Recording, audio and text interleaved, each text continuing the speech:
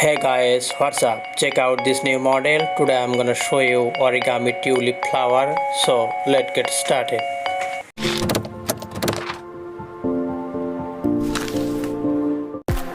I am going to use 10 semi-square of paper.